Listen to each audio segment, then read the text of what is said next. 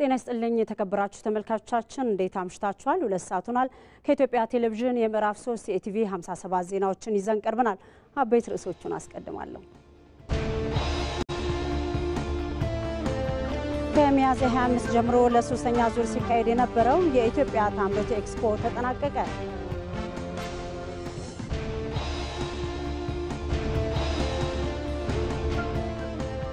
ሴት ስራ ፈጣሪዎችን የበለጠ መደገፍ እንደሚገባ የሕዝብ ተወካዮች ምክር ቤት አፈ ጉባኤ ታገሰ ጫፎ ተናገሩ።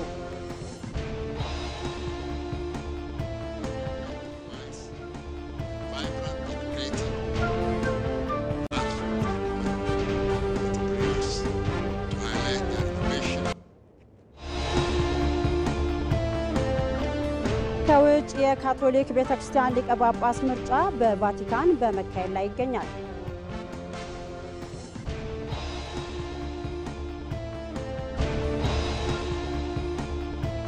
በስፖርት መረጃችን በአውሮፓ ቻምፒየንስ ሊግ የግማሽ ፍጻሜ መልስ ጨዋታ ፒኤስጂ ከአርሰናል ጋር ዛሬ ምሽት ፓሪስ ላይ የሚያደርጉት ጨዋታ ተጠባቂ ይሆናል።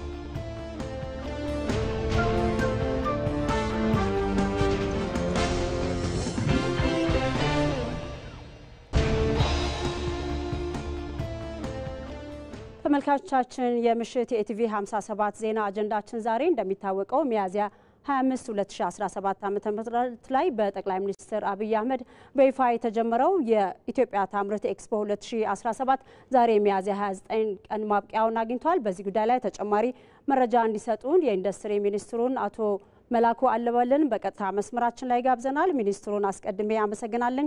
በኋላ ላይ ለማብራሪያ እንገናኛለን። አብራችሁን ቆዩ። ከዜናዎቹ ጋር አልጋነሽ ተካ ነኝ። ሴት ስራ ፈጣሪዎችን የበለጠ መደገፍ እንደሚገባ የሕዝብ ተወካዮች ምክር ቤት አፈ ጉባኤ አቶ ታገሰ ጫፎ ገልጸዋል። አፈ ጉባኤው 6ኛውን የምስራቅና ደቡባዊ አፍሪካ ሀገራት የጋራ ገበያ ኮሜሳ ሴት ስራ ፈጣሪዎች የንግድ ትርኢትና ኮንፈረንስን መርቀው አስጀምሯል።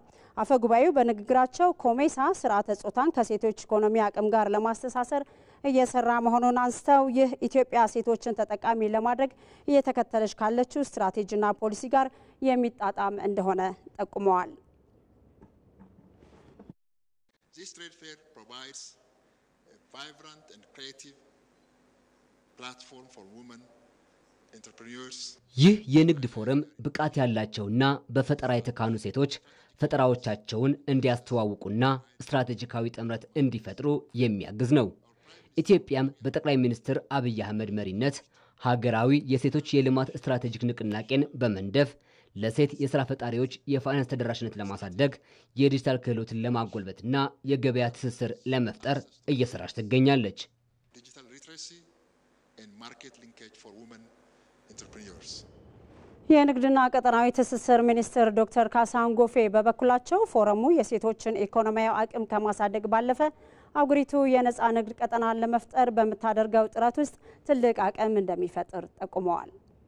Ethiopia believes in the power of integration not as an abstract ideal but as a practical path to ኢትዮጵያ በተግባር በሚታይ ትብብርና በጋራ ብልጽግና ታምናለች።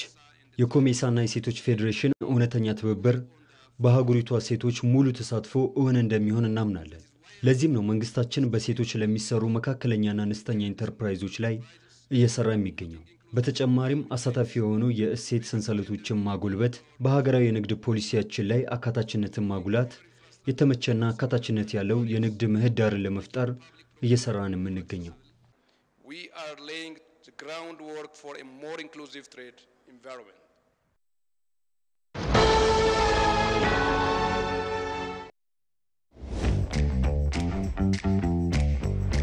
ፕላስኮ ገንዘብ ነፃ ያስተላልፋል። በነፃ ፕላስ ለበርካታ ሰዎች በአንድ የገንዘብ መላክ ያስችላል። ፕላስ ገንዘብ ያለ ካርድ ማውጣት ትችላለህ። ፕላስ የኮንዶሚኒየም ብድርህን እንዴት ነው የምትከፍለው? ፕላስ ለነዳጅ ቀጥታ ከባንክ ሂሳብ ያስከፍልሃል። ቆይ ምንድነው ፕላስ የምትይ? እንዴ ሲቢ ብር ፕላስ ነው። መተግበሪያውን አውርደህ ሞክረው የምለው ይገባሃል። ሲቢ ብር ፕላስ በውስጡ የሁሉ ነገር አለው። ገንዘብ መላላኪያ ብቻ ነበር እኮ የሚመስለኝ። እስከዛሬ ተሸውጃለሁ በእኛ። ሁሉንም ፍላጎቱን በአንድ ቦታ ያሟሉ። የኢትዮጵያ ንግድ ባንክ ሁሌም የሚተማመኑበት ባንክ።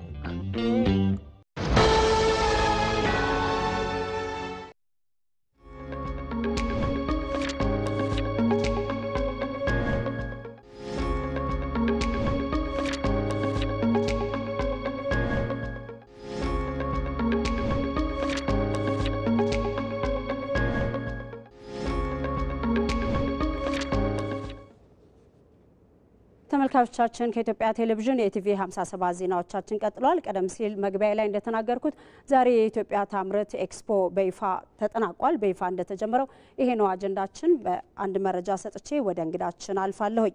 ሶስተኛው የኢትዮጵያ ታምርት ኤክስፖ 2017 ተጠናቋል። ላለፉት 5 ቀናት ሲካሄድ የቆየው ኤክስፖ ምክትል ጠቅላይ ሚኒስትር ተመስገን ጥሩነህ በተገኙበት ነው ማብቂያውን ያገኘው። ምክትል ጠቅላይ ሚኒስትሩ በንግግራቸውም የዘንድሮ የኢትዮጵያ ታምርት ኤክስፖ ካለፉት ዓመታት በጎብኚዎች ብዛትና በግብይት ትስስር ከፍተኛ ለውጥ ማሳየቱን ነው የተናገሩት።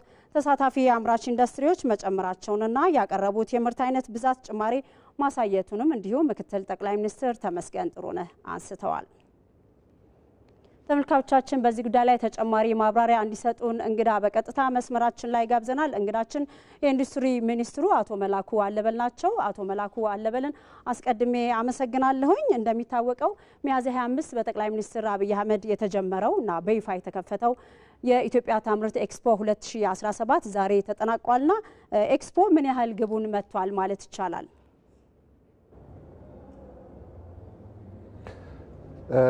አመሰግናለሁ። የኢትዮጵያ ታምርት የ2017 ዓለም አቀፍ ኤክስፖ ካስቀመጣቸው ዋና ዋና ግቦች መካከል አንደኛው የሀገር ውስጥ ምርትን ለማበረታታትና ሰፊ ገበያ ለመፍጠር ከ120 ሺህ በላይ ጎብኚዎችን የማግኘትና ምርትን የማስተዋወቅ ነው። በዚህ በኩል ባለፉት 5 ቀናት እጅግ በጣም ከፍተኛ ቁጥር ያለው ከ120 ሺህ በላይ ጎብኚዎች የኢትዮጵያን ተወዳዳሪ ምርቶችን ጎብኝተዋል። ሁለተኛው የገበያ ትስስር መፍጠር ነው። ከ6000 በላይ የቢ2ቢ ቢዝነስ ቱ ቢዝነስ የንግድ ገበያ ትስስር እንደሚፈጠርና ከ4 ቢሊዮን ብር በላይ ግብይት እንደሚፈጠር ነበር ታሳቢ የተደረገው። እስከ ትናንትና ድረስ በነበረን መረጃ የ5ኛውን ቀን ሳይጨምር ከቅዱ በላይ የሆነ የገበያ ትስስር መፈጠሩን አረጋግጠናል። ሶስተኛው የምርት ልማትና ውድድር ስራ ነው የነበረው። በዚህ በኩል በተለያዩ 3 ምርቶች አምራቾችን በገበያ በምርት የማወዳደር ስራዎች ተሰርተዋል። በዚህ በኩልም የነበረው ሁኔታ በጣም የተሳካ ነበር። የማኑፋክቸሪንግ ኢንዱስትሪዎችን ችግር በዘላቂነት ለመፍታት የፖሊሲ ዲያሎጎች የሚካሄዱበት የፓናል ውይይቶች 5 የፓናል ውይይቶች ተዘጋጅተዋል። ከፓናሊስቶችም በውይይት ከተሳተፉና ከተነሱ ጉዳዮችም አኳያ በጣም አመርቂ የሆነ የፓናል ውይይቶች የተደረጉበት ባለሀብቶችም ባለድርሻ አካላትም የየራሳቸውን የቤት ስራ የሚወስዱበትና በቀጣይ ለዘርፉ መሻሻል አስተዋጽኦ የሚያበረክቱበትን አጀንዳና ግብዓት ያገኙበት መድረክ ነው የነበረው። ሌሎች የፈጠራ ስራዎችንም በማበረታታትና በማወዳደር በኩልም እንደዚሁ ተጨማሪ ውጤቶች የተገኙበት ነው። ስለዚህ ከአጠቃላይ ሁኔታ አኳያ ተወስዶ ሲታይ የኢትዮጵያ ታምርት ኤክስፖ 2017 በግብ ያስቀመጣቸውን ጉዳዮች በተሟላ መንገድና ከሚጠበቀው በላይ በሆነ ሁኔታ ያሳካ ነበር ብሎ መውሰድ ይቻላል። መልካም። እስቲ በቀጣይስ የኢትዮጵያ ታምርት ንቅናቄ ምን ይመስላል? የትኩረት አቅጣጫዎቹስ ምንድን ናቸው? የኢትዮጵያ ታምርት ንቅናቄ የ10 ዓመት መርሃ ግብር ነው። አሁን 3ኛ ዓመቱን አጠናቋል። ይሄ 3 ዓመት የግንዛቤ መፍጠሪያ አመለካከት እና የህብረተሰቡን የሀገር ውስጥ ምርት የመጠቀም ባህሉን የማሳደጊያ ምዕራፍ ተደርጎ የሚወሰድ ነው። ወደ ተሟላ ተግባር እና የበለጠ ውጤት ያመጣል ተብሎ የሚታሰበው በቀሪዎቹ ዓመታት ነው። ስለዚህ በቀሪዎቹ ዓመታት የዘርፉን ማነቆዎች የመፍታት የባለድርሻ አካላትን ተሳትፎ የማሳደግ ከዚሁ ጋር ተያይዞም በኤክስፖርትና ገቢ ምርትን በመተካት በኩል እና በአጠቃላይ በማኑፋክቸሪንግ ኢንዱስትሪ በኢኮኖሚው ላይ የሚኖረውን ድርሻ በማሳደግ በኩል ትልቅ ውጤት ያመጣል ተብሎ ነው የሚታሰበው። በተለይ የገጠር ኢንዱስትሪያላይዜሽን በማስፋፋት አነስተኛና መካከለኛ ኢንዱስትሪዎችን በአይነትም በቁጥርም የማሳደግ የኢትዮጵያ ምርቶች በጥራትም በአይነትም የማሻሻል እና የተጠቃሚውንም ቁጥር የማስፋትና ገቢ ምርትን በመተካትና ኤክስፖርትን በማሳደግ በኩል ከፍተኛ የሆነ ውጤት የሚገኝበትና የትኩረት አቅጣጫችንም እነዚህ ላይ አተኩረን የምንሰራ ነው የሚሆነው። 2018 ላይ ከሚያዝያ 24 ቀን እስከ ሚያዝያ 28 የሚቆይ እንደዚሁ ትልቅ ኤክስፖ እንደሚኖር ከወዲሁ ገልጸናል። ዝግጅቱንም ከዚህ ማግስት በኋላ የሚጀምር ነው የሚሆነው።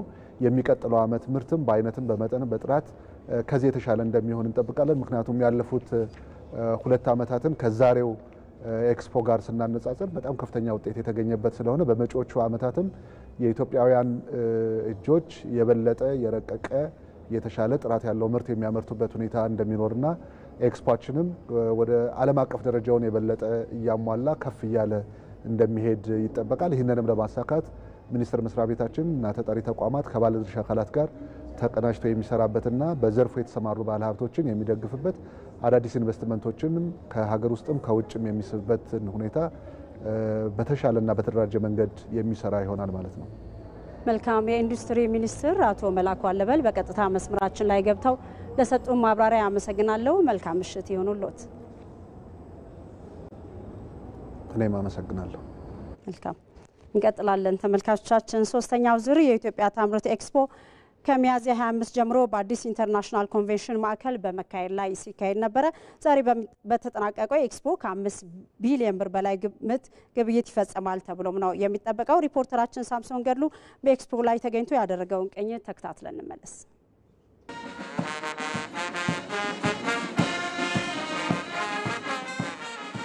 በኢንዱስትሪ ሚኒስቴር አዘጋጅነት የሚደረገው የኢትዮጵያ ታምርት ኤክስፖ በዚህ በአዲስ ኢንተርናሽናል ኮንቬንሽን ሴንተር እየተደረገ ይገኛል። ምን አለ የሚለውን የተወሰኑትን ገባ ብለን እናያለን። አብራችሁኝ ነው።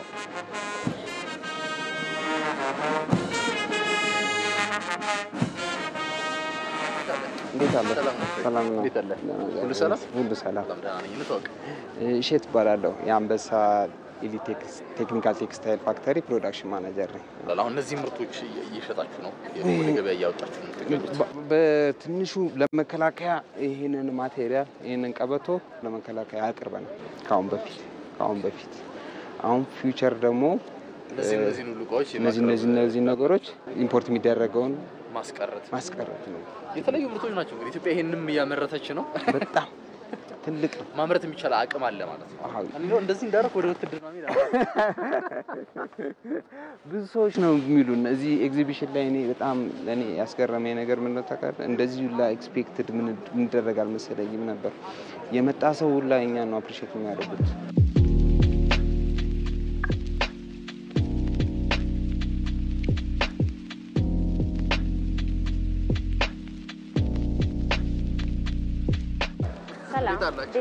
ሰላም ነው። ራይኖ ኬብል እንባላለን። እሺ ወደ ምርት ከገባን ገና 4 ወራችን ነው እና የምናመርተው ምርቶች ከቢልዲንግ ዋየር፣ ፍሌክሲብል ኬብል፣ ፓወር ኬብል፣ ኮሚኒኬሽን ኬብል እንደ ድሮፕ ዋየር፣ RG6 እናመርታለን። አቺ ምን ምንላት ናት? ይሄ የዲሽ ገመድ ምንላት ናት። እሷ በጣም ጥሩ ተቀባይነት አለው። ኢንተርናሽናልና ሎካል ስታንዳርዶችን እንዲሁም ለኢንቫይሮንመንት በጣም ኬር እናደርጋለን። ኢንቫይሮንመንታል አስፔክቱንም ኮንሲደር እናደርጋለንና ይሄ ደግሞ እኛ እንደ አላማም እንደ ሚሽንም እንደ ራዕይ የመጣ ነው። ከስተመሮቻችን ወይ ማህበረሰቦቻችን ጥራትን፣ ደህንነትን፣ ኳሊቲን ለረጅም ጊዜ መገልገል ያው የኛ ሲያስቡ እሱ ስለሆነ ለመጠቀም ስለሆነ እንደ ሀገርም ትልቅ ኮንትሪቢዩት ይኖራናል ብለን እናስባለን። በሀገራችን ምርት እንኩራ። ኢትዮጵያ ደጋግማ ታምርት። የኢትዮጵያ ታምርት ኤክስፖ እንግዲህ ቅድም ለማሳየት እንደሞከርኩት እንግዲህ በይዘትም በአይነትም ከጥሬ ዕቃ ጀምሮ ደግሞ ያለቀለትን ምርት ሁሉ የሚያቀርቡ የኢትዮጵያ ካምፓኒዎች ወይ ኩባንያዎች እዚህ ተገኝተዋል። ከኔ ጋር የነበረን ቆይታ ይመስል ነበረ። ቻው ተመልካቾቻችን። ቀደም ሲል እንደተከታተልነው በዚህ በኢትዮጵያ ታምርት ኤክስፖ 2017 ላይ በርካታ የሀገር ውስጥ አምራቾች ምርቶቻቸውን አሳይተውን ነበር። አሁን በዚህ ጉዳይ ላይ ነው የምንቆየው። በዚህ ጉዳይ ላይ ተጨማሪ መረጃ ሊሰጠን ባልደረባችን አሸናፊ እንዳለ በቀጥታ መስመራችን ላይ ተገኝቷል። አሸናፊ እንዴት አምሽታል? ቀደም ሲል ስንገልጸው እንደነበረው የኢትዮጵያ ታምርት ኤክስፖ 2017 ዛሬ ሚያዝያ 29 ቀን በይፋ ተጠናቋልና በዛ ላይ ደግሞ ምክትል ጠቅላይ ሚኒስትር ተመስገን ጥሩነህ ተገኝተው ነበርና በኤክስፖ የተመዘገቡ ውጤቶች ምንድናቸው? ቀደም ሲል ኢንዱስትሪ ሚኒስትር መላኩ አለበለንም ጋብዘን በስኬት መጠናቀቁና ካለፉት ሁለት ኤክስፖዎችም በጣም ስኬታማ እንደነበረ ገልጸውልን ነበርና የተመዘገቡት ውጤቶች ምንድናቸው? ምክትል ጠቅላይ ሚኒስትር ተመስገን ጥሩነህስ ያስቀመጡት አቅጣጫ ምን ነበር? ኤክስፖን በተመለከተ አመሰግናለሁ አልጋነሽ። እንግዲህ ቀደም ብለሽ አንቺም እንዳነሳሽው ሚኒስትሩም እንደገለጹት በተለይ የዘንድሮው የኢትዮጵያ ታምርት ኤክስፖ ከዚህ ቀደም ከነበሩ ኤክስፖዎች ለየት ያሉ ምርቶች የቀረቡበት በአይነትም በብዛትም በርካታ ምርቶች የቀረቡበት እንደሆነ አንስተው ነበረ። ምክትል ጠቅላይ ሚኒስትር ተመስገን ጥሩነህም በዛሬው በማጠቃለያ መርሃ ግብሩ ላይ ጉብኝት ካደረጉ በኋላ በመዝጊያ ንግግራቸው ላይ ይህንኑ አጽንኦት ሰጥተውበታል። ለዚህ ደግሞ ውጤት መገኘት ትልቁን ሚና የሚወስደው መንግስት በተለይ በዘርፉ ትኩረት አድርጎ ለውጥ እንዲመጣ መስራቱን ተከትሎ የመጣ ስለመሆኑ ያነሱት ከዚህም ውስጥ ደግሞ በተለይ በምርት አቅም ባለፉት ዓመታት የመጣው ለውጥ በጣም ከፍተኛ መሆኑና የዚህ የ2017 የ6 ወራት እንኳን አፈጻጸም ቢታይ ከዚህ ቀደም ከነበሩት ዓመታት በአመት ይመዘገብ ከነበረው እድገት ከፍተኛ ስለመሆኑ የተነሳው ተዘግተው የነበሩ ኢንዱስትሪዎች ጭምር ወደ ማምረት እንዲገቡ የተደረገበት ሰዎች የአገር ቤት ምርትን እንዲጠቀሙ የተለያዩ እንቅስቃሴዎች የተደረጉበትና እነዚህም ከፍተኛ ውጤት ያመጡበት ስለመሆኑ ነው የተነሳው። እንግዲህ በዘንድሮው ሶስተኛው የኢትዮጵያ ታምርት ኤክስፖ ላይም በርካታ ጎብኚዎች አጠቃላይ የነበረው የሀገር ውስጥ ምርት መመልከት ችለዋል። ከ4 ቢሊዮን ብር በላይ የገበያ ትስስር የተፈጠረ ስለመሆኑም በመድረኩ ላይ ተነስቷል። ምክትል ጠቅላይ ሚኒስትር ተመስገን ጥሩነህ ምንድነው ያሉት? እነዚህን ስራዎች አጠናክሮ በመስቀጠል የሀገር ውስጥ ፍላጎትን ብቻ ከማሟላት ባለፈ ደግሞ ለወጪ ንግድም እንዲሁ ተጨማሪ ገቢ የሚገኝበት ስራዎችን ሊሰሩ ይገባቸዋል የሚል ሀሳብ አንስተዋል። በዚህ ሂደት ውስጥ ግን ደግሞ ሌላ ይህንን ስራ ሊጎትት የሚችሉ ስራዎችን የሚሰሩ በኮንትሮባንድ ውስጥም ሆነ በተለያዩ ስራዎች ውስጥ ህገወጥ በሆኑ ንግዶች ላይ የተሰማሩ ግለሰቦች እንዳሉና እነዚህ ግለሰቦች ግን ኢትዮጵያ ከጀመረችው ጉዞ ምንም እንኳን ወደ ኋላ መመለስ ባይችሉም ዛሬም ድረስ ግን ችግር እየፈጠሩ ስለመሆናቸው አንስተዋል። ስለዚህ እነዚህ ግለሰቦች ወደ መደበኛው የሆነ ስርዓት ሊገቡ እንደሚገባና ኢትዮጵያን የተሻለ ደረጃ የማድረስን ጉዞ ሊቀላቀሉ እንደሚገባቸው አንስተዋል። የሀገር ውስጥ አምራቾች ከዚህ የበለጠ ተጠናክረው ሊቀጥሉ እንደሚገባና በዚህ ሂደት ውስጥ ደግሞ መንግስት አሁን እያደረገ ያለውን ድጋፍ አጠናክሮ ሊቀጥል እንደሚገባም እንዲሁ አንስተዋል። ስለዚህ የሀገር ውስጥ ምርትን በአግባቡ መጠቀም እንዲሁም ደግሞ ማምረት ብቻም ሳይሆን በጥራት ላይ መሰረት አድርጎ ማምረት እንደሚገባ ነው ያነሱት። አጠቃላይ ንግግራቸው ይዘት ይህን ነው የሚመስለው። አልጋነሽ አመሰግናለሁ። አሸናፊ መልካም ምሽት ይሁንልህ። ከዚሁ ሶስተኛ ዙር የኢትዮጵያ ታምርት ኤክስፖ ጉዳይ አሁንም አልወጣንም። ንቅናቄው ባለፉት 2 ዓመታት የአምራች ኢንዱስትሪውን ችግሮች በማቃለል ዘርፉን በእጅጉ እንዳነቃቃው ነው የሚገለጸው። በተጨማሪም ንቅናቄው በሀገር ውስጥ ምርቶች ላይ የነበረውን የተዛባ አመለካከት የቀየረ መሆኑንም የአምራች ኢንዱስትሪ ባለቤቶች ተናግረዋል። በመቶ ሺዎች የሚገመቱ ጎብኚዎች የጎበኙት ባለው ሶስተኛው ዙር የኢትዮጵያ ታምርት ኤክስፖ ላይ የተሳተፉ አምራቾችም በብዙ መልኩ ተጠቃሚ መሆናቸውን ነው የተናገሩት። ከስፍራው ያሰባሰብናቸውን አስተያየቶች አብረን ተከታትለን እንመለሳለን።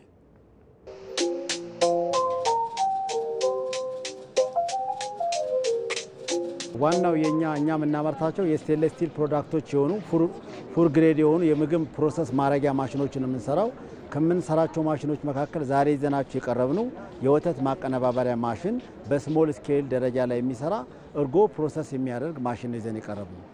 እንደዚህ አይነት ኤግዚቢሽን ኢትዮጵያ ታምርት ካልን በኢትዮጵያ ልጆች የተሰሩትን ፕሮዳክቶች እናስተዋውቅ፣ እንሸጥ፣ እንሸምት። ማህበረሰቡ ወይ ደግሞ ይህንን አገልግሎት ማግኘት ያልቻለ ሰው እንዲያገኝ ትልቅ እድል ይፈጥርለታል። የምሰራው ስራ የተለያዩ ማሽኖችን ከውጭ የሚመጡ ማሽኖችን በሀገር ውስጥ ማምረት ነው። ከዛም አንዱ ይሄ የምታዩት የቡና መቁለያና መፍጫ ማሽን ነው። በተጨማሪም ሌሎች ማሽኖችን አመርታለሁ። ገበያ ትስስርም አለው። ከዛም በተጨማሪ እዚህ የመጡት እንደኔ የሚሰሩ የተለያየ ማሽነሪ የሚሰሩ ድርጅቶች አሉ። ከነዛ ጋር ትስስር ለመፍጠር እኔም አላመርተውን ማቴሪያል እነሱ ጋር እንደሚመረት አይቻለሁ። አሁን ላይ ይዘን የቀረብናቸው ደግሞ የተለያዩ ዌስት የሚሆኑ የግብርና ምርቶችን ወደ ማዳበሪያነት የሚቀይሩ ዘመናዊ የማዳበሪያ አዘጋጀትን ጭምር ይዘን ቀርበናል። እንዲህ አይነት ዝግጅቶችን መዘጋጀታቸው አንደኛ የቴክኖሎጂ የልምድ ልውውጥን እናደርጋለን። ሁለተኛ ደግሞ ራስን ካምፓኒያችን ከማስተዋወቅ አንጻርና የገበያ ትስስሮችን ከመፍጠር አንጻር ጠቀሜታዎች አሉ። የተለያዩ አይነት ፓኬጂንግ ማሽኖችን እናመርታለን።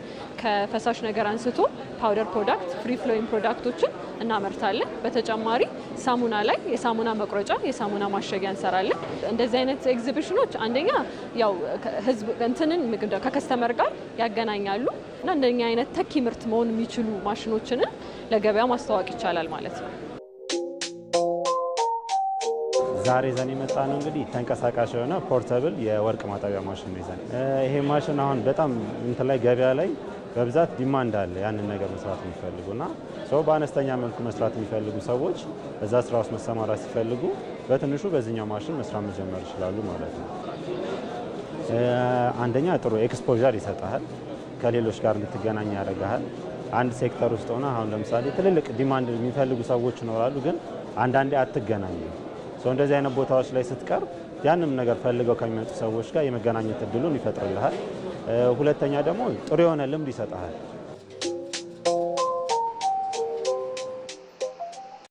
በሶስተኛው የኢትዮጵያ ታምርት ኤክስፖ የቀረቡት ምርቶች አይነትና ጥራት መንግስት ተኪ ምርትን ለማሳደግ እያደረገ ያለው ዘርፈ ብዙ እንቅስቃሴ ውጤት መሆኑን በኤክስፖ ላይ የተሳተፉ አምራቾች ገልጸዋል። ባልደረባችን ሳምሶን በላይ በግብርና ውጤቶች ላይ እሴት በመጨመር ለሀገር ውስጥና ለውጭ ገበያ እያቀረቡ የሚገኙ አምራቾችን አነጋግሮ ነበር። እንደሚከተለው አስተያየታቸው ይቀርባል። አብረን እንየው።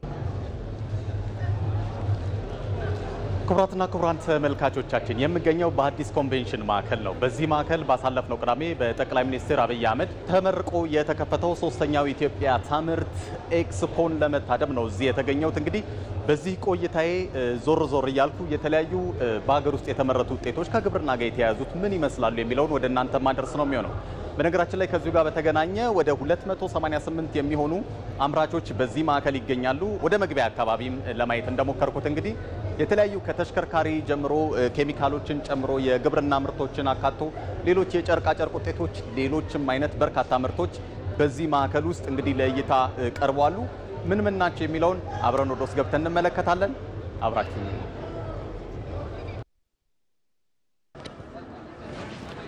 በአዲስ ኮንቬንሽን ማዕከል ዞር ዞር እያልኩኝ የሀገር ውስጥ ያሉ ተኪ ምርቶችን ለመመልከት እየሞከርኩ ነው። አጠገቤ በጣም የምወደውን አይነት ምግብ እየተመለከትኩ ነው። ቸኮላት። እስቲ እዚህ አካባቢ ያለው ነገር ምን ይመስላል የሚለውን ደግሞ እኔ ጤና ይስጥልኝ። እንደምን አለ? ሰላም ነህ? ምንድነው እስቲ ንገረኝ። የምታመርቱት ምንድነው? ቸኮሌትን ከፍሬ ወደ ባር ነው የምንቀይረው፣ ወይንም ቢንቱ ባር ነው የምንለው። ቢኑን አሁን ላይ ከዌስት አፍሪካን እናስመጣና የተለያዩ ቅርፋፊዎቹን እዚህ እናደርጋለን። ከዛ በኋላ በማሽን በምንመታው ጊዜ ኤክስትራክት አድርገን ካካዋ በተሩን እናወጣለን። እዚህ ጋር ደግሞ ፒሯ ቸኮሌት ንብ ቸኮሌት ትባላለች። እሷን ወይንም ንብ ትባላለች። ያ እስቲ ስታሸታትን በጣም ስሜሏ ፒውር ነች። ትክክለኛው ኮኮናት ማለት ነው። ከዛቺ በተሯን ካወጣን በኋላ በተሯን ዋይት ቸኮሌት ለመስራት እንገለገልበታለን። እችኛዋን ደግሞ ሚልክና ዳርክ ቸኮሌት ለመስራት እንገለገልበታለን ማለት ነው። የሀገራችን የሆኑ ሰሊጦን ከፋርም ላይ በዚህ መንገድ ከገበሬ ላይ እንለቅምና የፕሮሰስ ሂደቶችን እንሄዳለን። አንዱ ይሄ እዚህ ጋር የምታየው የቫልዩ አድ የተደረገበት ሰሊጥ ነው። በአመት ከ2 ቶን ያላነሰ መስራት እንችላለን። በትንንሽ ማሻሻያዎችን ወይ ሞዲፊኬሽንስ በማድረግ ደግሞ ከዛም በላይ አቅማችንን ማሳደግ የምንችልበት ሁኔታ አለ። ጤና ይስጥልኝ። እንዴት ነሽ? ደህና ነሽ? እንኳን ደህና ቆየሽን። ምንድነው ይዛችሁ የቀረባችሁት? እስቲ ንገሪኝ። ድርጅታችን ላቭግራስ ይባላል። ላቭግራስ የጤፍ ምርቶችን ነው የሚያመርተው። ሙሉ ለሙሉ ጤፍ ናቸው። እነኚህ የምታያቸው ስናኮች ናቸው። ኬቲ ስናክ ይባላሉ። በአራት አይነት ፍሌቨር አለን። አሁን 2ቱ ናቸው ያሉት። ሲራቻ አለ፣ ጤፍ ባፍ፣ ታይስዊት እና ቻትን የሚባሉ አሉ ማለት ነው። ፍሌቨር ነው እንጂ ሌላው ሁሉ ጤፍ ነው። በጣም ይገርማል። ምክንያቱም እኛ ጤፍን የምናውቀው በእንዲህ አይነት ደረጃ አልነበረም። እንግዲህ በእንጀራ ነበረ የምናውቀው። አሁን ደግሞ እንደዚህ ፕሮሰስ ተደርጎ በእንዲህ አይነት ሁኔታ መቅረቡ በጣም ደስ የሚያሰኝ ነው።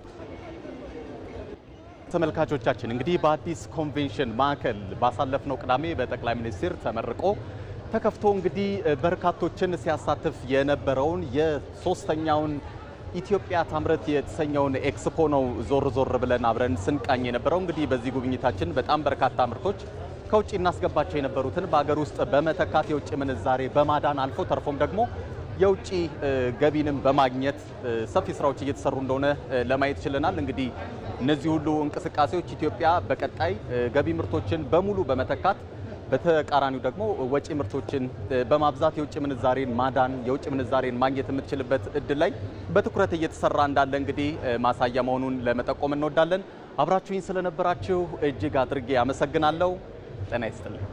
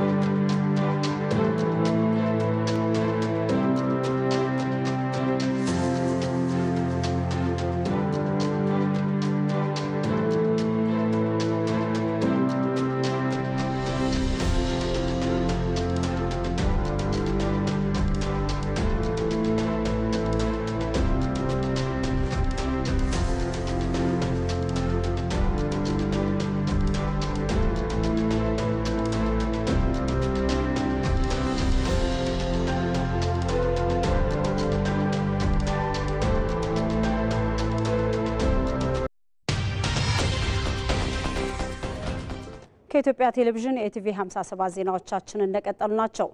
በኢትዮጵያና በተባበሩት አረብ ኤሚሬቶች መካከል የቢዝነስ ፎረም በአቡዳቢ ተካሂዷል። በተባበሩት አረብ ኤሚሬቶች የኢትዮጵያ ኤምባሲ አመቻችነት በተካሄደው አቡዳቢ ኢትዮጵያ የቢዝነስ ፎረም የሁለቱ ሀገራት የንግድ ምክር ቤቶችና ባለሀብቶችም ተሳትፏል። የቢዝነስ ፎረሙ የሀገራቱንና የንግድ ኢንቨስትመንት ትስስር የበለጠ እንደሚያጠናክረው የተጠበቀ ሲሆን በሁለቱም በኩል ያሉ የኢንቨስትመንት እድሎችንም ያስተዋውቃል ተብሎ ነው የሚጠበቀው። ዮሐንስ ፋንታውን ዝርዝር አለው። በተባበሩት አረብ ኤሚሬቶች የኢትዮጵያ ኤምባሲ አመቻችነት የአቡ ዳቢ ኢትዮጵያ የቢዝነስ ፎረም ተካሂዷል። በንግድና ኢንቨስትመንት ዘርፍ የሁለትዮሽ ስምምነት በተፈረመበት በዚህ የቢዝነስ ፎረም የሁለቱ ሀገራት የንግድ ምክር ቤቶችና ሌሎች የሚመለከታቸው የዘርፉ ተዋናዮች ተሳትፈዋል። የኢትዮጵያና የተባበሩት አረብ ኤሚሬቶች ግንኙነት ስትራቴጂካዊ አጋርነት ላይ መድረሱን የጠቆሙት በተባበሩት አረብ ኤሚሬቶች የኢትዮጵያ ባለሙሉ ስልጣን አምባሳደር ኡመር ሁሴን በቢዝነስ ፎረሙ የተፈረመው የሁለትዮሽ ስምምነት ለሁለቱ ሀገራት የንግድ ማህበረሰብ ምቹ ሁኔታዎችን የሚፈጥር ነው ብለዋል። ሁለቱ ሀገር ላይ ያሉት ፕላትፎርሞች በተለይ የንግዱን ማህበረሰብ በተመለከተ ሁለቱን የማገናኘት እንደገና ደግሞ ከዚህ የኢትዮጵያ ኢንቨስተሮች ወደዚህ ሲመጡ በቻምበሩ በኩል የሚፈልጉት ነገር እንዲሟላላቸው የዩናይትድ አረብ ኤሚሬትስ ደግሞ ከዚህ ወደዛ ሲሄዱ እዛ አገር ላይ ለሚገጥማቸው ነገሮች ከመረጃ ማግኘት ጀምሮ ከቢቱቢ አይነት ግንኙነቶችን ከማስፋት ወርክሾፖች፣ ኢንተርናሽናል የሆኑ ፕላትፎርሞች ላይም በጋራ ለመሳተፍ ትልቅ ፕላትፎርም ነውና ለሱ የሚረዳ አይነት ስምምነት ነው የተፈራረሙት። ኢትዮጵያ የተለያዩ ሀገራት ባለሀብቶችን ለመሳብ የተለያዩ የኢንቨስትመንት ማበረታቻዎችን እያደረገች ነው የሚሉት አምባሳደሩ የአንድ ማዕከል አገልግሎትና የተሟላ መሰረተ ልማት የተዘረጋላቸው የኢንዱስትሪ ፓርኮችን በማሳያነት አንስተዋል። ኢትዮጵያ እንግዲህ ለኢንቨስትመንት አሁን ከነበረው በጣም በተሻሻለ ሁኔታ ፕላትፎርሞቹን ኢዝ ኦፍ ዱይንግ ቢዝነስ ላይ በጣም እየተሰራ ነው ያለው። ያለቀለት ነው ልንል አንችልም፣ ግን በየቦታው ሰርቪሱን የሚያገኙበት ላይሰንስ ያወጡ አሁን ዋን ስቶፕ ሾፒንግ ሰርቪስ የሚያገኙበት ነገር እንደ ማሳያ ነው። በፊት አንድን ላይሰንስ እንኳን ለማውጣት ስንት መስሪያ ቤት የሚካሄደውን አሁን አንድ ቦታ አገልግሎቱን ያገኛሉ። እንደገና ደግሞ በኢንዱስትሪ ፓርኮች አሁን አገልግሎታቸውን ብቻ ይዞ መጥቶ ኢንዱስትሪ ፓርኮች ውስጥ ምርት ማምረት የሚችሉበት ሁኔታ ተፈጥሮላቸዋል። እዛም ደግሞ አገልግሎቱን እንዲያገኙ የተደረገበት ሁኔታ እንደ ትልቅ ማሳያ ሊሆን ይችላል። በመንግስት እየተተገበሩ ያሉ የፖሊሲ ለውጦች ኢንቨስትመንትን የሚያሻሽሉ ናቸው ያሉት የኢትዮጵያ ንግድ ምክር ቤት ምክትል ፕሬዚዳንት አይናለም ከበደ ኢትዮጵያ ሰፊ የገበያ ፍላጎት ያላት ሀገር በመሆኗ በሁሉም መስኮች የሚሰማሩ ባለሀብቶች ውጤታማ ይሆናሉ ብለዋል። በኢትዮጵያ ውስጥ ደግሞ በተለይ በመንግስት ፖሊሲ በኩል እየተደረጉ ያሉ ለውጦች የቢዝነስን ኢንቫይሮንመንት የሚያሻሽል ኢትዮጵያ ማለት ትልቅ ገበያ ነች። 120 ሚሊዮን ስላለ በማንኛውም መስክ አገር ውስጥ ከተመረተ ብዙ ውጤታማ ማድረግ ይችላል። ለምሳሌ ኢትዮጵያ ዘይትን ከውጭ ነው የምታስገባው፣ የመድኃኒትን በአብዛኛው ከውጭ ነው የምታስገባው። ስለዚህ እነዚህ አገር ውስጥ ቢመረቱ አገር ውስጥ ቢሆን የተሻለ ጥቅም እዚህ መጥተው ኢንቨስት ለሚያደርጉ እንደገናም ደግሞ ኢትዮጵያ ያለው ሕዝብ ተጠቃሚ ይሆናል። ከኮምቦልቻ ሄደው በቢዝነስ ፎረሙ የተሳተፉት ባለሀብት መኮንን ብርሃኑ ደግሞ ይህ አይነት የንግድ ግንኙነት ለኢትዮጵያውያን ባለሀብቶች እድሎችን የሚያሰፋና ልምዶችን መቅሰም የሚያስችል ነው ብለዋል። ከፍተኛ የልምድ ልውውጥ እንወስድበታለን። ሁለተኛ ሁለቱን ሀገሮች ያስተሳሰራል እና እኛም ከሌሎቹ ጋር ምን እናገኛለን የሚለውን ነገር ምን አለ የሚለውን ነገር ለማየት ችያለሁኝ እና ወደፊትም ቢሆን ሁለቱ ከተሞች በሚያደርጉት ትስስር ብዙ የስራ ዕድል ይፈጠራል ብዬ አምናለሁ። በኢትዮጵያ ግብርናና የግብርና ምርቶችን ማቀነባበር፣ የአገልግሎት ዘርፍ፣ ኮንስትራክሽንና መሰረተ ልማት፣ የኃይል አቅርቦት ዘርፍ፣ አይሲቲና ቱሪዝም ባለሀብቶችን ለመሳብ ትኩረት ከተሰጣቸው ዘርፎች መካከል የሚጠቀሱ ናቸው። ተመልካቾቻችን ቀደም ሲል ስንከታተለው እንደቆየ ነው በአቡዳቢ የተባበሩት አረብ ኤምሬቶችና የኢትዮጵያ የቢዝነስ ፎረም ተካሂዷል። እሱን በተመለከተ ተጨማሪ መረጃ ልሰጠን ባልደረባችን ሀመረ ከፍ ያለው አቡዳቢ ነው የምትገኘው። ወደ እሷ አምራለሁኝ። ሀመረ እንዴት አምሽተሻል? እስቲ የቢዝነስ ፎረሙ ምን ይመስል ነበር? በተለይ ደግሞ የኢትዮጵያውያን ዳያስፖራ የቢዝነስ ፎረሙ ላይ የነበራቸው ተሳትፎ ምን ይመስላል? እስቲ አመሰግናለሁ አልጊ። እንግዲህ ቀደም ሲል እንዳያችሁት በዛሬው ዕለት በዚህ በአቡዳቢ ከተማ የኢትዮጵያ አቡዳቢ ቢዝነስ ፎረም ተካሂዶ ነበር። አሁን ላይ አመሻሽ ላይ ደግሞ የኢትዮጵያ ዲያስፖራ ኮሚኒቲ ቢዝነስ ፎረም እየተካሄደ ይገኛል። በርካታ ሀሳቦች እየተነሱ ቀን ላይም የተመረጡ ሴክተሮች ላይ እንዴት ሰዎች ንግዳቸውን ከኢትዮጵያ ወደ አቡዳቢ ከአቡዳቢም ወደ ኢትዮጵያ ገብተው ኢንቨስት ማድረግ እንዳለባቸው ስናይ ነበረ። አሁን ላይ ደግሞ ዲያስፖራው ኮሚኒቲ ከሎካል ወይም ደግሞ ከኢትዮጵያ ከመጡ ነጋዴዎች ጋር ምን አይነት ቁርኝነትን ፈጥሮ ምን አይነት አብሮ እንዴት በጋራ መስራት እንደሚችል እየተወያየ ያመሸበት ቆይታ ነበር። አምባሳደር ኡመር ሁሴን በተገኙበት ውይይቱ እየተመራ ቆይቷል። አሁን ላይ ተጠናቋል። አሁን ካጠገቤ ደግሞ የአቡዳቢ ኮሚኒቲ ዋና ሊቀመንበር አብሮኝ ይገኛሉ። እሳቸውን ተዋውቀን የተነሱት ሀሳቦች ጥቅል ሁኔታው ምን ይመስላል የሚለውን ከእሳቸው ጋር ቆይታ አደርጋለሁ። ሰላም፣ እንዴት ነህ? እንኳን አደረሰ። እንኳን አብሮ አደረሰን።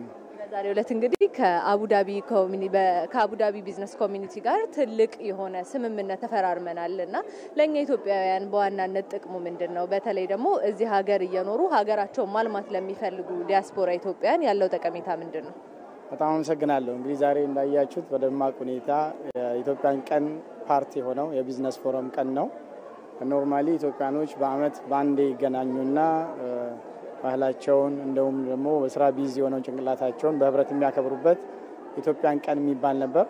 ይሄን ለየት የሚያደርገው ምንድነው? ቀኑን በልቶ ጠጥቶ ተጫውቶ መሄድ ብቻ ሳይሆን አንዳንድ ጠቃሚ መረጃዎች በኢንቨስትመንት ስፔሻሊ አሁን በኢንቨስትመንት ፍላጎቶች እያደጉ ስለመጡ በዚህና በአገር ቤት ያለው መካከል አስፈላጊውን መረጃ ለመለዋወጥ እንዲችሉ ዘንድ ያመቻቸነው መድረክ ነው። እንደ ኮሚኒቲ ከኤምባሲ ጋር በመተባበር በእውነት በጣም የተሳካ ነበር ብዬ ነው የማስበው። በጠዋት ላይ ሴሽን እንዳያችሁት ሁለቱ ቼምበሮች የአቡዳቢና የኢትዮጵያ ንግድ ቼምበር በጣም ጠቃሚ በሆኑ ፖይንቶች ላይ ዲስከስ አድርገው የተፈራረሙበት ሁኔታ ነው ያለው። ያ ነገር እንግዲህ እዚህም ላሉ ኢንቨስተሮችና አገር ቤት ላሉ ኢንቨስተሮች ጥሩ መረጃ የጨበጡበትና ነገሮችን የተሳለጠ እንዲሆን ያመቻቻል የሚል እምነት አለን። እሱ ቀጣይ የሆነ እንግዲህ ዛሬ ደግሞ እዚህ ሁለቱን በዚህ በዲያስፖራ ያሉ ኢንቨስተሮችና አገር ቤት ያሉ ኢንቨስተሮችን የማስተሳሰርና መረጃ እንዲለዋወጡ የተደረገበት ሁኔታ ነው ያለው። እዛም ላይ እንግዲህ ከመንግስት ከፍተኛ አመራሮች የመጡበት ነው። የኢንቨስትመንት ኮሚሽንና የቼምበሩም ተወካዮች የነበሩበት እንዲሁም ትልልቅ ኤክስፖርተሮችና ኢምፖርተሮችም የነበሩበት ሁኔታ ነው። እዛ ላይም በጣም ወሳኝና ጠቃሚ የሆኑ መረጃዎች ሲለዋወጡ አይተናል። እንደ ኮሚኒቲ እኛ በጣም ቱ ቢ ኦነስት በዚህ ደረጃ ደርሰን ይሄን ነገር ማድረጋችን በጣም ደስ ብሎናል። ኖርማሊ ኮሚኒቲ ብዙ ጊዜ ችግር ላይ ነበር አተኩረን የዜጎች ችግርን ሮሮ ነበር የምናወራው።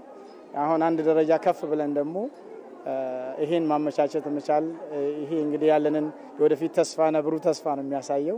እዚህ ያሉ ዲያስፖራዎች በጣም ነው ደስ ያላቸው። አንደኛ ከዚህ ወደ ሀገር ቤት ሲሄዱ ሊያጋጥማቸው የሚችለውን ሀስሎችንና ወይ ደግሞ ችግሮች ከአሁኑ ተገንዝበው እሱን ነገር እንዴት መፍታት የሚችሉበትን ትክክለኛ ቻናል መስመር ይዘው እንዲሄዱ መረጃ ያገኙበት ሁኔታ ነው ያለው። ከዛም ከሀገር ቤትም ደግሞ አሁን ደግሞ የተሻለ ኢትዮጵያ እንግዲህ እንደምታዩት ጥሩ ደረጃ ጥሩ ነገሮች ነው የሚታዩት። እዛ ሀገር ቤት ያሉ ኢንቨስተሮችም ደግሞ እዚህ መጥተው እዚህ ኢንቨስት ማድረግ የሚችሉበትን የተመቻቸ ሁኔታ እንዳለ የተረዱበትና አስፈላጊ የሆነ ጥሩ መረጃ ጨብጠው ይሄዱበት ነው ብዬ ነው የማስበውና በጣም የተሳካ ቀን ነበር። መልካም። አንተ እንደ ኮሚኒቲ ሊቀመንበርነት እንግዲህ የበርካታ ኢትዮጵያውያንን ፍላጎት ታውቃለህ ብዬ አምናለሁ። በብዙዎቻችን ደግሞ በተለይ ኢንቨስተር ሲባል የውጭ ዜጋ ነው ወደ ሀገራችን ገብቶ ሲያለማ የምናስተውለውና እዚህ የሚኖሩ ኢትዮጵያውያን ምን አይነት ፍላጎት ነበራቸው? በርካታ ኢትዮጵያውያንስ ሀገራቸውን ተመልሰው ለማልማት ፈቃደኞች ፍላጎት ያላቸው ናቸው?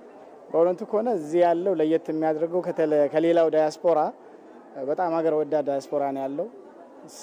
ሆዱ ሳይሞላ ለዜጋው የሚያስብ በቤተሰብ ደረጃ ራሱ ስፔሻሊ ሴት እህቶቻችን ናቸው ያሉት እዚህ ከቤተሰብ ወይ ከምናምን የወረሱት ሀብት ሳይሆን ለፍተው ጥረው ሴቭ አድርገው ባለ ሀብት ሆነው ያየንበት ሁኔታ ነው ያለውና በጣም አሁን ያሉበት ሌቭል ድሮ ቤት ሰራተኛ ወይ ደግሞ ሌላ አነስተኛ ነገር ላይ የሚሳተፍ የነበረው ዲያስፖራ በአሁኑ ሰዓት በጤናው ዘርፍ ያለው አሉ በእንደዚሁም ሌበር ላይ ሰራተኛን ፋሲሊቴት በማድረግ የሬስቶራንት ባለቤቶች በጣም ጠንካራ ጀግና ሴቶች አሉ። እነሱን እንግዲህ ይሄን መድረክ በማግኘታቸው በጣም ነው ደስ ያላቸው።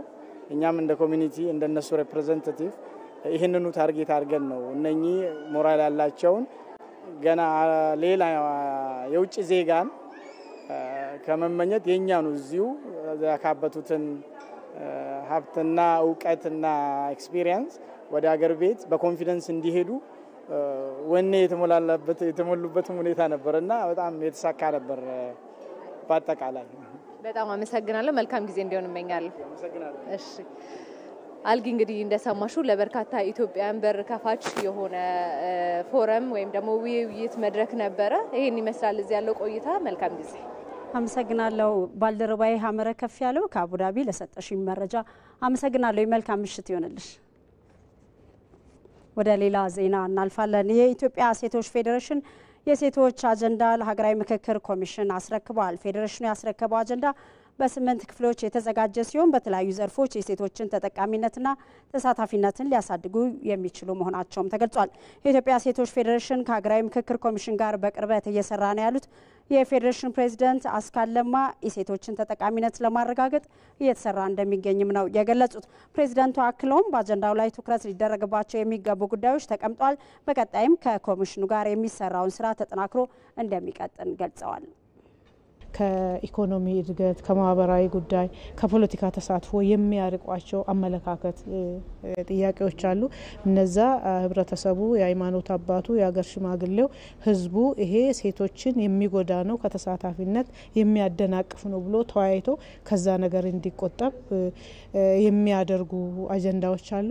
የፖለቲካ ተሳታፊነትን እና ተጠቃሚነት ጥያቄዎች አሉ ማለት ነው። ከታች ጀምሮ ተሰባስቦ የመጣ አጀንዳና በቀጣይነት አጀንዳ ሰጥተን ብቻ የምንቀመጥ ሳይሆን ብዙ ስራዎችን የምንሰራበት ፌዴሬሽኑ ብዙ ነገር እንደሚጠበቅበት ትናንትና በምክክርና በቅንጅት ስንሰራ የነበርናቸውን ተግባራት በቀጣይ ኮሚሽኑ በሚሰጠው ዳይሬክሽን ፌዴሬሽኑ ተቀብሎ የመስራት ማንዴት አለው። የሀገራዊ ምክክር ኮሚሽን ዋና ኮሚሽነር ፕሮፌሰር መስፍን አርአያ በበኩላቸው የሴቶችን ችግር ለመፍታት ለሀገር ወሳኝ ጉዳይ መሆኑን ጠቅሰው ከኢትዮጵያ ሴቶች ፌዴሬሽን ጋር በቅርበት የሚሰራው ስራ ተጠናክሮ እንደሚቀጥልም ገልጸዋል። የሀገራችንን ኢኮኖሚና ሰላም አንድ ደረጃ ወደ ላይ መውሰድ ካለብን ሴቶችን በግዴታ በውዴታ ጭምር ይዘን ወደፊት መሄድ አለብንና እነኚህ ነገሮች በጣም ወሳኞች ናቸው። ስለዚህ ዛሬ አጀንዳችን እኛ የኢትዮጵያ ሴቶች ፌዴሬሽን ሌሎችም የሴቶች ተቋማት አሉ አጀንዳዎቻቸውን ሰጥተውናል። አሁንም የኢትዮጵያ ሴቶች ፌዴሬሽን ደግሞ የሚገባ ተደራጅቶ የኛ የኢትዮጵያ ሴቶች አጀንዳዎቻችን እነኚህ ናቸው በሚል አቅርበዋል እና በሂደት ደግሞ ለሀገራዊ ምክክሩ ተመራጮቻቸውን ያቀርባሉ ብዬ ተስፋ አደርጋለሁ። ማቅረብ ብቻ ሳይሆን እዚያ ላይ በሚገባ መሳተፍ በጣም ወሳኝ ነው። ወደ ውጭ ዜና ስናልፍ የካቶሊክ ቤተክርስቲያን ሊቀ ጳጳሳት ምርጫ በመካሄድ ላይ ነው የሚገኘው። በቫቲካን መራጩ ጳጳሳቱ ወደ ምርጫ ከመግባታቸው በፊት ምርጫውንና ከዚያ ጋር የተገናኙ ጉዳዮችን ሚስጥር ለመጠበቅ ቃለ መሐላ እንደሚፈጽሙ ነው የተገለጸው። የሊቀ ጳጳስ ፍራንሲስ ህልፈት ተከትሎ እየተካሄደ ባለው በዚህ ምርጫ በቤተክርስቲያኗ የብዙ መቶ ዓመታት ትውፊት መሰረት የሚካሄድ መሆኑም ነው የታወቀው።